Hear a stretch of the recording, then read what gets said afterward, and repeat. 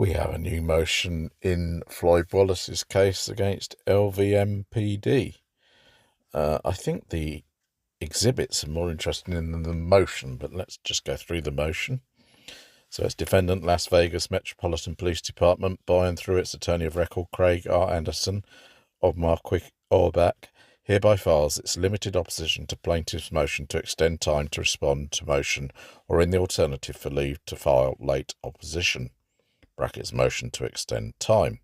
Memorandum of Points and Authorities. 1. Introduction. Plaintiff Floyd Wallace is seeking another extension to respond to LVMPD's motion to strike plaintiff's complaint. Wallace claims LVMPD did not oppose him moving this court to stay proceedings until he could find counsel. Wallace requests until September 15, 2023 or longer to respond to the motion to strike. LVMPD does not oppose Wallace's request to extend his deadline to respond to LVMPD's motion to strike to September 15, 2023. LVMPD has never agreed to stay the proceedings until Wallace could find counsel. LVMPD was never contacted and therefore never agreed to Wallace's current request. LVMPD objects to any further extensions as Wallace cannot establish good cause. 2. Legal standard.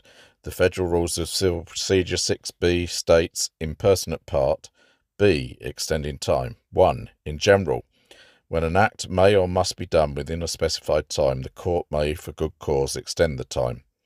A. With or without motion or notice, if the court acts, or if a request is made before the original time or its extension expires, or B. On motion made after the time has expired if the party failed to act because of excusable neglect. 3. Legal argument. On July 25, 2023, Wallace emailed LVMPD counsel and asked for an extension to respond to LVMPD's motion to strike. See true and correct copy of emails between Craig Anderson and Wallace attached hereto at Exhibit A. LVMPD agreed to Wallace's request up to and including August 15, 2023. On July 26, 2023, Wallace emailed undersigned counsel asking if LVMPD would oppose Wallace's motion to be referred to the pro bono panel and to stay proceedings. See a true and correct copy of emails between Craig Anderson, Esquire, and Wallace, dated July 26, 2023, attached as Exhibit B. LVMPD's counsel stated no objection would be made to Wallace's pro bono case, and LVMPD would let the court work it out. LVMPD never agreed to stay the case. After the email exchange, Wallace unsuccessfully attempted to obtain pro bono counsel. Wallace has never requested any further extensions to respond to its motion to strike. Wallace claims his current second extension request is necessary because he has yet to obtain counsel. This is not good cause. Wallace filed his lawsuit on May 24, 2023. He has had 3 months to find counsel. During this 3-month period, Wallace has actively litigated the case and filed the following pleadings without the assistance of counsel. Complaint. Motion to extend time to respond to LVMPD's motion to strike plaintiff's complaint. Included in plaintiff's motion to extend time was a memorandum of points and authorities arguing LVMPD's motion to strike was frivolous. Opposition to defendant LVMPD's motion to dismiss. Reply to motion to extend time to respond to motion, a pleading Wallace described as a work of parody. Motion for leave to file a surreply in opposition to LVMPD's motion to dismiss. Amended motion for Rule 11 sanctions on defendant, LVMPD and their counsel, declaration of Floyd Wallace in support. Unopposed request for referral to pro bono panel, unopposed motion to stay proceedings and request for judicial notice. Based on these filings, Wallace has shown he is capable of drafting and filing documents without counsel. However, it remains unclear who is filing Wallace's pleadings, as he is improperly utilising the court's e-filing system without obtaining permission. Conclusion. LVMPD does not object to Wallace's request to extend his deadline to respond to LVMPD's motion to strike to September 15, 2023. It does object to any further extensions and objects to stay in the case. And that's dated the 28th of August. Right. Let's have a look at the exhibits. From Floyd Wallace to Craig Anderson. Will you oppose a motion for an extension of time to respond to your motion to strike my complaint in order to allow you the full 21 days to withdraw it before I file for sanctions? Floyd Wallace. Then the attorney replies, Hi, Mr. Wallace. Thank you for the email. I am agreeable to extending the time for you to respond to the motion to strike and motion to dismiss. You can do it as an unopposed motion, or you can draft a stipulation and order. How long do you want? Best, Craig. And from Floyd Wallace. I apologise not seeing your reply and filed the request without indicating your consent. My bad. I put 8:15 in the motion. On a different note, are you representing the individual police officers in this case? If so, can you accept service for them? With Nevada's police confidentiality laws in place, where even the property deeds are deleted from public records, I've been unable to get their address. Floyd Wallace. Hi, Mr. Wallace. No problem on the 8:15 date. I will file notice of non-opposition to your motion so that the court will grant you the time. As for the service of the officers, I cannot accept service. The reason is the same I tell every plaintiff in every case. I do not have authority from the officers. When an officer is sued, the district attorney reviews the case and determines whether the officer is entitled to a paid defence and then assigns the case to an attorney. Prior to being assigned the case, I have no control over the officers. I apologise for any inconvenience, but I have never had the authority to accept service. Craig. So that's Exhibit A. Exhibit B. Dear Craig Anderson, I'll type up the motion in a few days, but I wanted to get the safe harbour timer started. I'll be filing a motion for Rule 11 sanctions if you don't withdraw your frivolous motion within 21 days. Dear Craig Anderson, I'm typing up the motion for sanctions now. I was just wondering if you had any evidence demonstrating that the claims you assert in your motion to strike are well grounded in fact, showing that you made a reasonable inquiry. I ask because in Holgate v. Baldwin, Baldwin's motion says that they started by asking the opposing counsel for this evidence.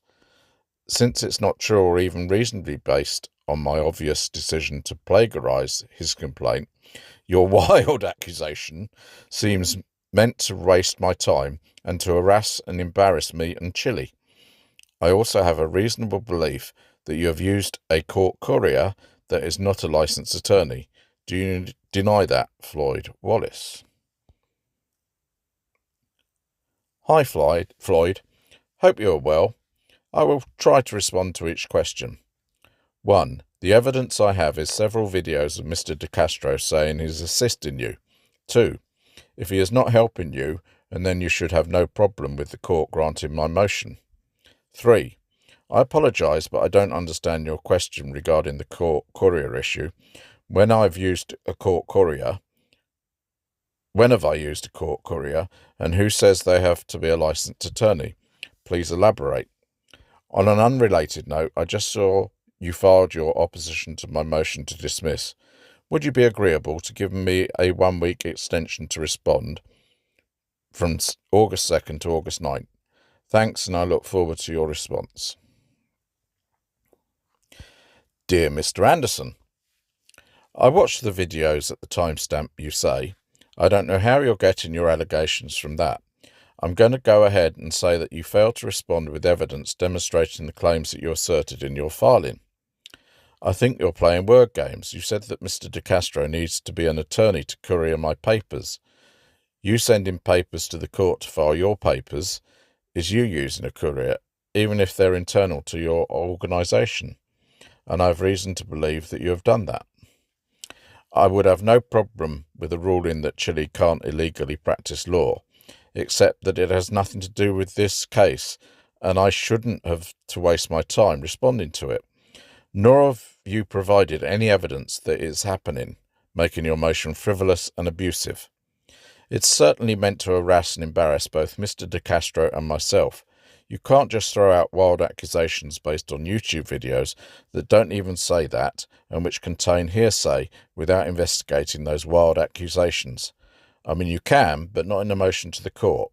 You have violated Rule 11. If you file that non-opposition to my motion for extension of time, I won't oppose your motion to extend time. Floyd. Wallace. Hi, Mr. Wallace. I assure you I'm not playing word games. Sometimes emails are hard to understand on both ends, so I apologise for any confusion. My evidence is simple.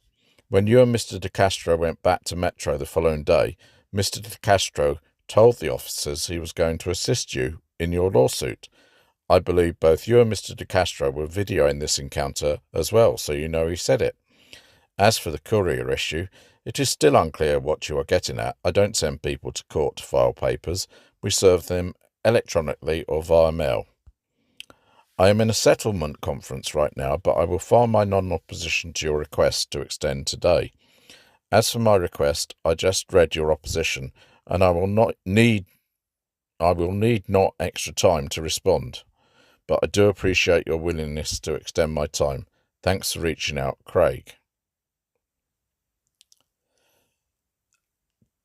Dear Mr. Anderson, Mr. De Castro did help me, but not with anything that would be considered the illegal practice of law, and you have admitted to not having any evidence of that.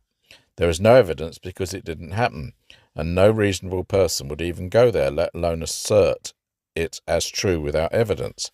Mr. De Castro didn't even send me a copy of his complaint. I had to download it. Here is the motion for sanctions. Hopefully you won't have to deal with me much longer. Would you oppose a motion that I be referred to the pro bono panel and stay proceedings until we hear back? Floyd Wallace. Hi, Mr. Wallace. First, I have no problems dealing with you. You're always welcome to call or email me. Second, thank you for the motion. I'm out of town the next 2 days, but we'll review it early next week. Third, if you file a motion for pro bono representation, I will not oppose it or join it. In other words, I will do nothing and let the court work it out. Does that make sense, Craig? Mr. Anderson, I understand your pro bono stance. Since I haven't received your DVD yet and I don't have a DVD player, any way you or an assistant can send me a digital copy. It doesn't look like you e-filed that DVD, but I'm still unclear on whether you're actually alleging that Mr. De Castro couriered my documents in the illegal practice of law.